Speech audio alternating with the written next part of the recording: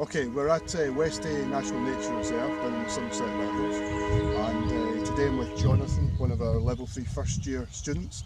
We're doing some water testing that the Wildlife Trust have asked us to do. They are thinking of putting some sphagnum moss back into the area here.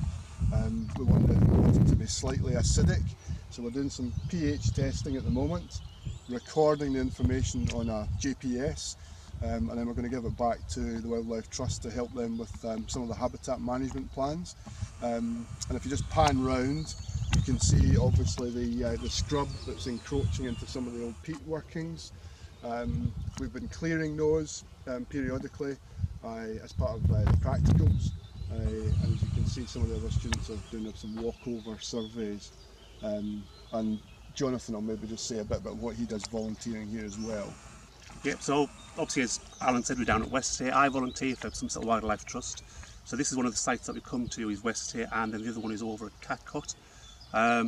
This site was found back in it was old peat workings. It was taken over by Somerset Wildlife Trust back in the early 80s, and it's one of their flagship sites now. So again, we'll come down here, we'll do scrub clearing. We've done some fence repairs over on the side, on the far side, brush cutting during the summer, coppicing and pollarding in some of the tree blocks behind us, and again some survey work we'll do down here for the Trust. Can I ask you, Alan, what additional benefits does this give to our level 3 students in terms of their ultimate employability? Okay, well there's a range of skills that the students are working on here. There's obviously identification skills of some of the actual the plant material. There's identification skills of mammals, of birds, of insects. So they're working on that, which in the workplace is essential. They're working on some transferable skills, so using technology and equipment which they need in the lab and in the workplace. They're doing team working, communication, so a whole range of skills that the employers ask for regularly, just good practice. They will spend a couple of years on the course obviously building in those skills, which will help. But identification takes time, it's a practice, it's an art, and it will take a little bit of time to learn well. And finally, what kind of jobs are available in the countryside management sort of area at the moment? Okay, the range of jobs, places like this particular site, obviously there's a demand for wardens and for rangers, for reserve managers. Students might go down that route, or ecology, or if it was the National Trust and the Forestry Commission, more wardens, rangers, survey work as well, and practical work. Some students would like to do that. So yeah, quite a range of different jobs.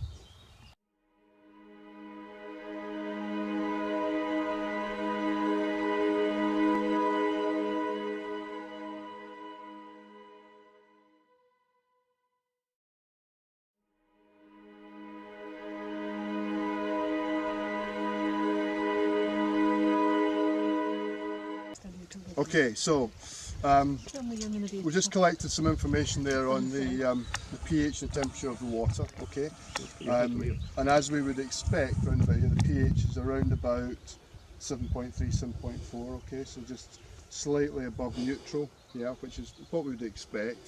The idea being that if it was acidic enough, so slightly under 7, then it might support some moss, and the Wildlife Trust they're looking at that. But at the moment, as you can see, there's not much water standing because they've obviously dried out. We're now into May, the trees are growing, you know, there's not standing water. We've also done some tests for potassium and nitrogen as well.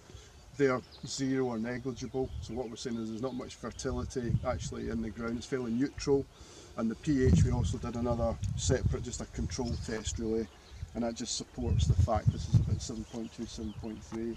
Okay, so all this is gathering evidence just for habitat management really. So the pH is critical, the soil that we're working on is critical, and then above ground obviously the grass you're standing on, and then the scrub that's growing, you know, they all link together.